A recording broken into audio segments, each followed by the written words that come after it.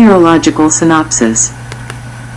In article, Tornado Outbreak of April 27 to 30, 2014 section Meteorological synopsis. High-risk convective outlook issued by the Storm Prediction Center at 1919 Coordinated Universal Time on April 28. April 23, the Storm Prediction Center, SPC, issued a Day 6 outlook for potential severe weather, with the SPC noting that a significant, multi-day severe weather event was expected from the central to southern plains to across Dixie Alley. Expectations were that a surface front and dry line should advance into the Mississippi Valley, where several supercells could evolve ahead of the front from Louisiana to as far east as central Tennessee, with tornadoes and large hail possible with the warm sector convection. 2. On April 24, a deep surface cyclone was forecasted to move across easterly through the Central Plains, and curving frontal position should extend along the Kansas-Missouri border and into southern Texas. Severe thunderstorms development was expected across the warm sector, with winds of 80 kn, 150 km per hour, 92 miles per hour, knots at the 500 mb, 500 hectopascals, level ejecting across the lower Mississippi Valley into western Tennessee during Monday. 3.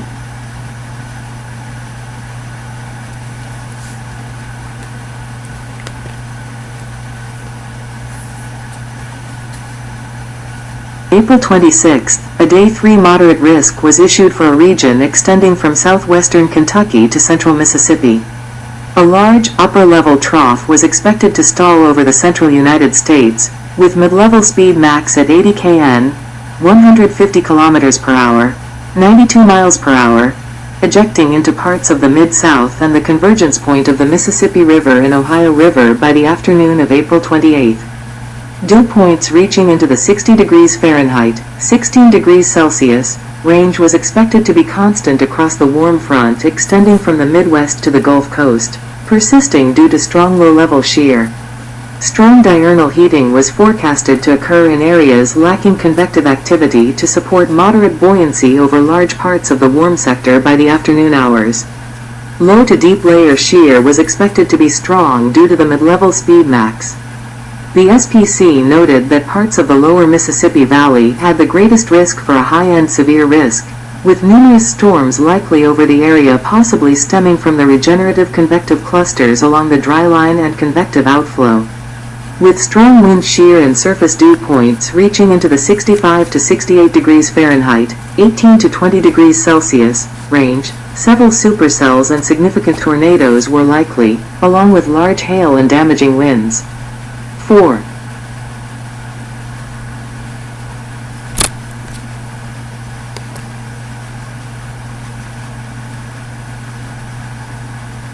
April 28, morning storms that were present over Mississippi, Alabama, and Tennessee began dissipating over time, leaving a well-defined outflow boundary across south-central Tennessee and more diffuse across the northern parts of Mississippi and Alabama.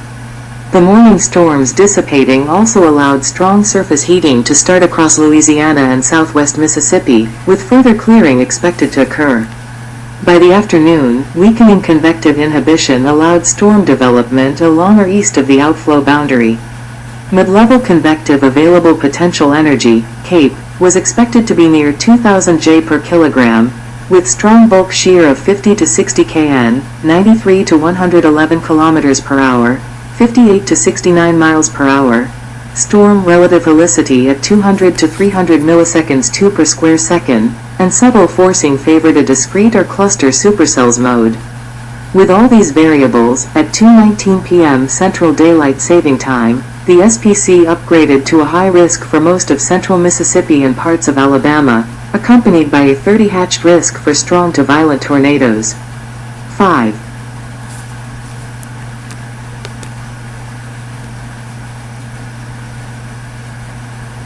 12:40 p.m. Central Daylight Saving Time, a particularly dangerous situation tornado watch was issued most of Mississippi, parts of Louisiana, Alabama, and southern Tennessee, with some long-lived supercells capable of producing strong and long-tracked tornadoes. The tornado watch noted that surface-based storms were beginning to develop in Louisiana and Mississippi as more clearing occurred and atmospheric destabilization continued, A combination of a moderate ML cape and strong deep vertical wind shear supported a broken band of supercells, with an increase in low-level shear expected across central Mississippi, northwest Alabama, and southern Tennessee along the outflow boundary. 6.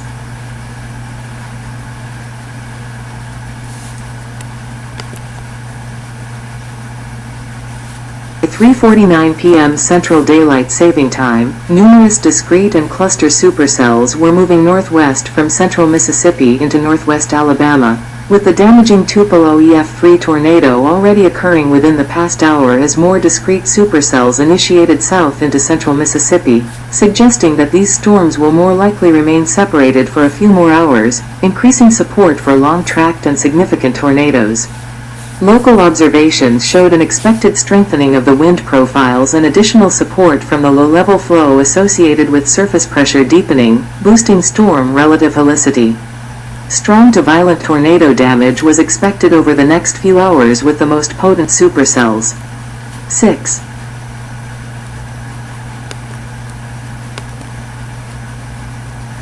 Formation and initial damage.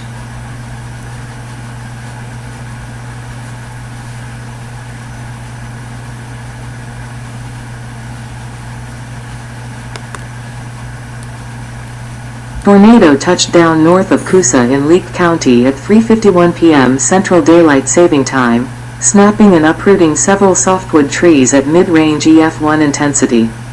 The tornado intensified to high-end EF2 strength, with estimated wind speeds of 130 miles per hour, 210 kilometers per hour. A mobile home along McGeetown Road was destroyed, 3 vehicles were thrown and trees were downed. The tornado crossed Highway 25, maintaining high-end EF2 intensity. A metal building system experienced complete destruction. 2 homes had majority of their roof ripped, another home nearby had parts of their roof torn off, numerous trees snapped and uprooted, and an outbuilding nearby was demolished. The tornado crossed Highway 19, snapping several softwood trees and caused roof damage to a home. 7, 8.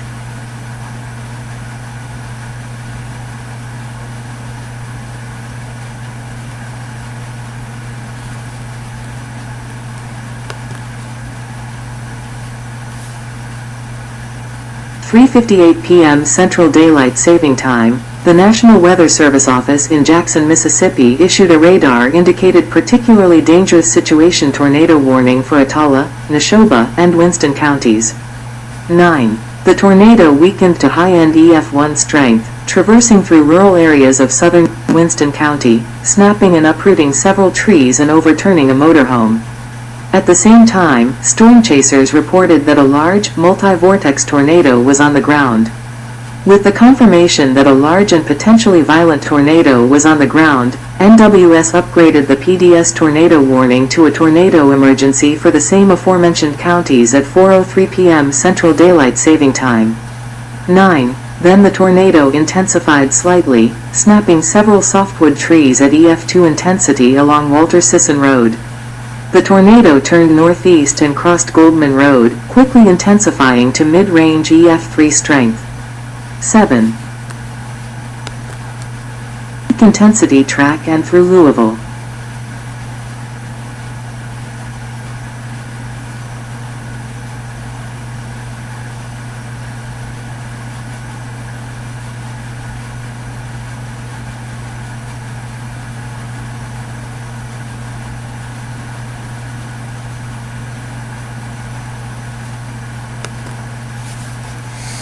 Numerous chicken houses were completely demolished. A one-story brick home along the road was completely unroofed, with parts of the exterior walls collapsing. Another home nearby had their roof ripped away and trees were knocked down. The tornado weakened slightly, crossing Plattsburgh Road at low-end EF3 intensity. A large home was unroofed and had its exterior walls torn down, with several other homes experiencing significant damage from the tornado. The tornado then abruptly intensified to low-end EF4 strength for the first time as it crossed Hartness Road. Violent forestry damage was inflicted as numerous debarked trees were extensively debarked. Nearby, 12 metal chicken homes were flattened and swept clean off their foundations, and another chicken home was destroyed. The tornado weakened to high-end EF2 intensity, completely ripping away a roof off a home. A double-wide mobile home was destroyed, and several trees and power poles were snapped and toppled over. 7.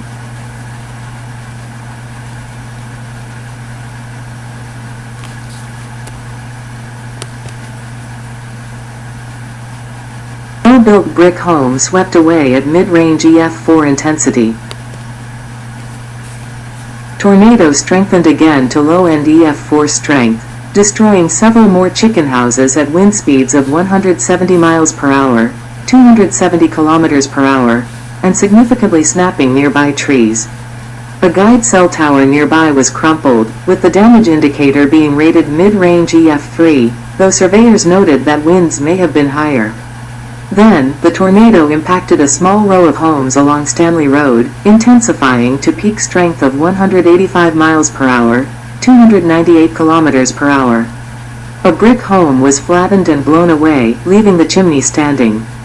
Another well-constructed brick home nearby was demolished and swept clean, with heavy tree damage nearby.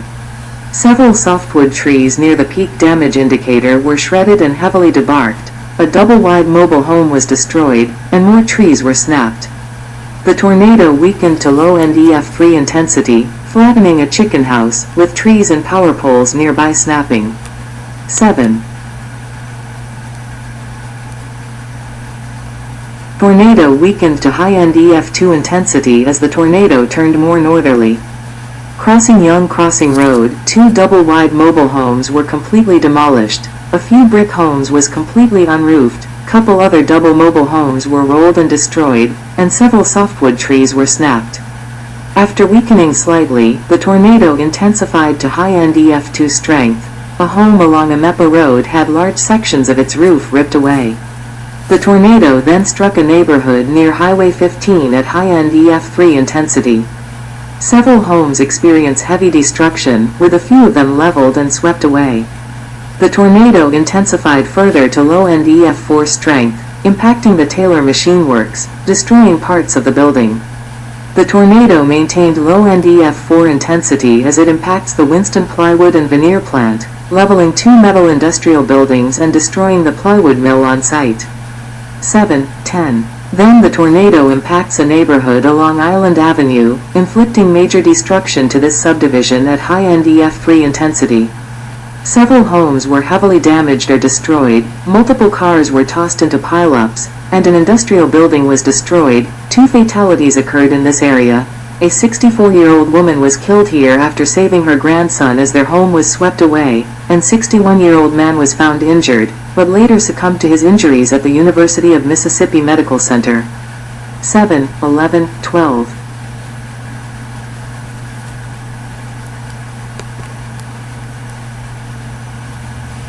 Apartment buildings swept away at low-end EF4 intensity. Island Plaza Apartments was majorly impacted by the tornado as it struck at estimated wind speeds of 175 miles per hour, 282 kilometers per hour. Several apartment buildings were heavily damaged or completely flattened, with 2 buildings in particular being swept clean off their foundations. 2 fatalities occurred in the apartment complexes. 13, 12, nearby, the Calvary Apostolic Church was leveled by the tornado, with the church's fellowship hall and clinic being destroyed as well. 14. The Mount Bethel Olive Harmony Branch Association building was destroyed at high-end EF3 strength, with the entire metal building being completely flattened. The Louisville Memorial Park took a direct hit from the tornado. Headstones in the cemetery were shifted or completely shattered as the tornado continued off northeast. 1-5. The tornado maintained high-end EF3 intensity, impacting a row of homes along Cox Road. A well-constructed brick home was leveled and swept away at 165 miles per hour, 266 kilometers per hour. A double-wide mobile home was demolished, with the frame wrapped around a tree. Multiple softwood trees were debarked and denubbed severely, and several other homes were heavily damaged, with some losing their exterior walls, and power poles were snapped.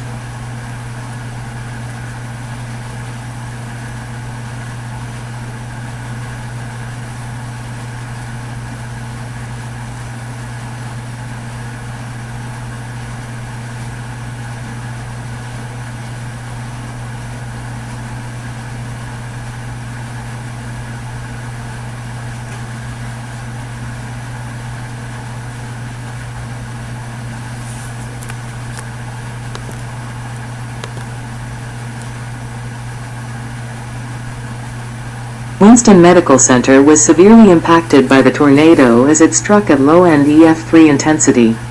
Multiple walls of the hospital were knocked down or damaged, facade components of the structure were torn off, and gas leak occurred as a result of the damage inflicted by the tornado. Around the hospital, cars were flipped and thrown, power poles were snapped, and numerous trees were snapped. 125 patients, visitors, and staff were in hospital rooms when the tornado struck. Though the hospital reported no deaths, few people were injured. 7:16. The tornado maintained intensity, crossing the road and hitting another row of homes and businesses at low-end EF3 intensity. An automobile showroom was completely destroyed, with a nearby building also experiencing complete destruction.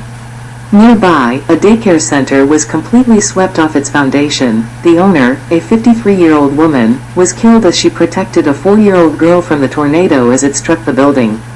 17. Continuing afterwards, the tornado struck a home along McCullough Road, tearing away the roof and knocking down walls at low-end EF3 intensity.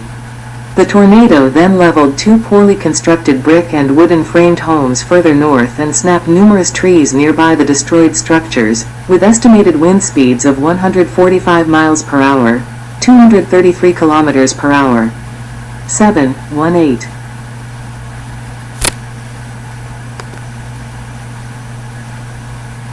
Weakening and dissipation.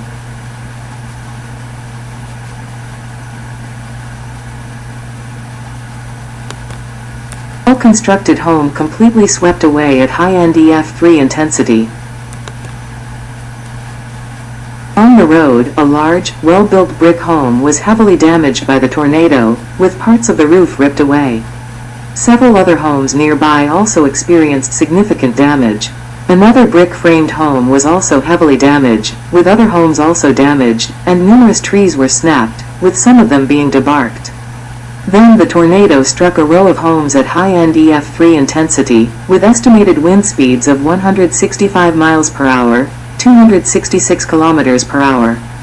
A well-constructed home was completely swept clean off its foundation, with several trees nearby being heavily damaged, with some being debarked. Two other brick homes were also heavily destroyed, leaving a few interior walls left, and several trees were snapped and uprooted, with one uprooted tree being thrown 50 yards, 50 meters away. The tornado weakened slightly, striking a line of homes along Richardson Road at wind speeds of 150 miles per hour, 240 kilometers per hour. Several homes were heavily damaged, with a few homes having parts of their interior walls left. A shed was destroyed, and trees were snapped. Then the tornado struck a neighborhood along Wood Street, inflicting heavy destruction to several homes. Multiple homes were heavily damaged or destroyed, trees were splintered, and piles of debris were strewn across the ground. 7:19.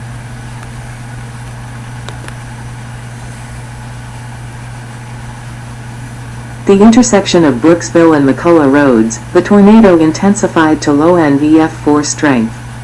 Two large homes were almost completely destroyed, leaving some walls standing. Several other homes were heavily damaged, with some leveled or swept away, and numerous hardwood trees and power poles were snapped. The tornado weakened slightly to high-end EF3, leveling a well-built home. Another home was heavily damaged, with its roof being torn off and parts of the exterior walls collapsing, and numerous trees were snapped. The tornado lifted at 4:47 p.m. Central Daylight Saving Time few miles northeast of Louisville as a separate cell from the south began interacting and merging with the tornado's parent supercell, leading to the tornado's dissipation. The tornado was on the ground for 56 minutes, traveling 34.38 miles, 55.33 kilometers, and reaching a peak width of 1,320 yards, 1,210 meters. 187. A whole door was thrown 30 miles, 50 kilometers, away from Louisville onto the Mississippi State University campus in Starkville. 2021.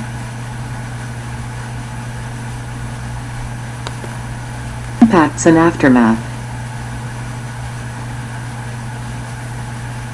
Leake County, the tornado inflicted $1.2 million in property damage, $2.2 million in vegetation damage and resulting in 3 injuries. 8. In Neshoba County, the tornado inflicted $400,000 in property damage and $750,000 in vegetation damage. 22. The most heavily affected county was Winston County. The tornado inflicted $115 million in property, $6.5 million in vegetation damage, 10 people were killed, and 81 others in the county were injured. 23. In Winston County, 391 structures were destroyed and hundreds were left homeless. 24. Executive Director of the Winston County Economic Development Partnership stated that more than 100 people were living in shelters, others were staying with relatives. 40 homes were in sale in Winston County before the tornado occurred, and the town was already facing critical shortage of rental options, according to the Executive Director. 25.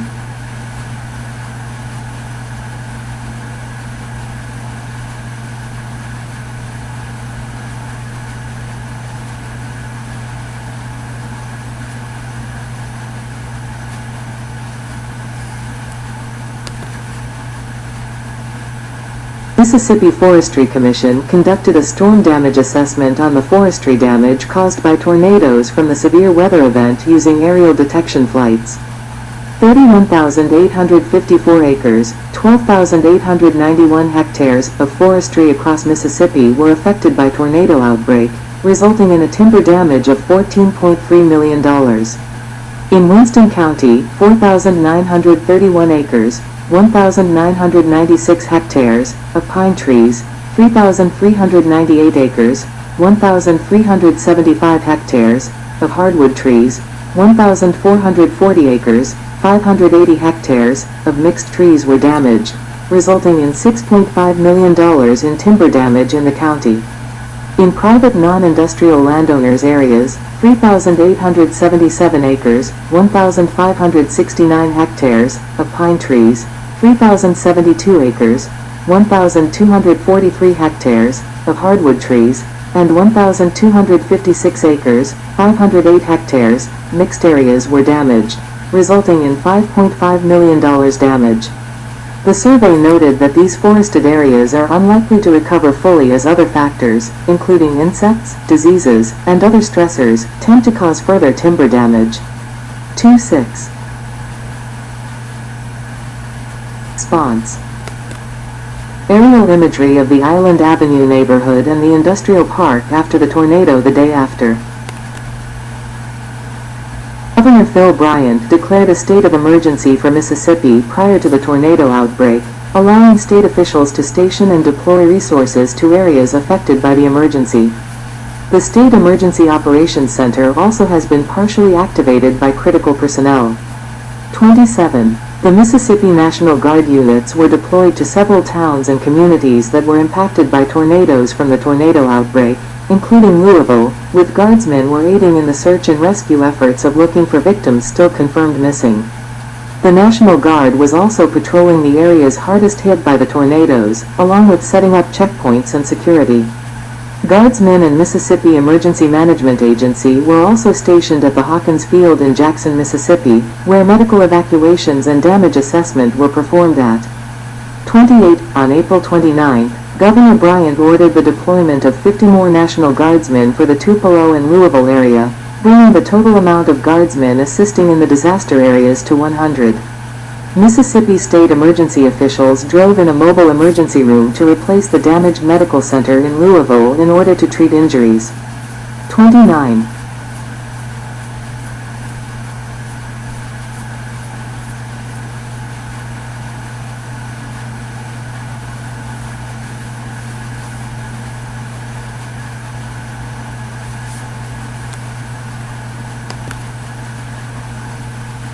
April 30th, President Barack Obama declared a major disaster for Mississippi and ordered federal aid to help with state and local recovery efforts in the area affected by tornadoes, severe storms, and flooding from the severe weather event, with federal funding available for people affected in several counties, including Winston County. 30. On May 6, a temporary care facility was being set up 2 miles away from the Winston Medical Center along Church Street, with backing from Federal Emergency Management Agency, FEMA. The mobile medical facility was transported from North Carolina. The mobile hospital had 10 beds, 5-bed emergency department, an X-ray unit and full surgical capabilities. Essentials like electricity, water and sewer was connected to the mobile medical site, with the hospital expected to be fully operational in about 2 weeks. The temporary hospital was going to serve patients in the Louisville area until the Winston Medical Center was rebuilt.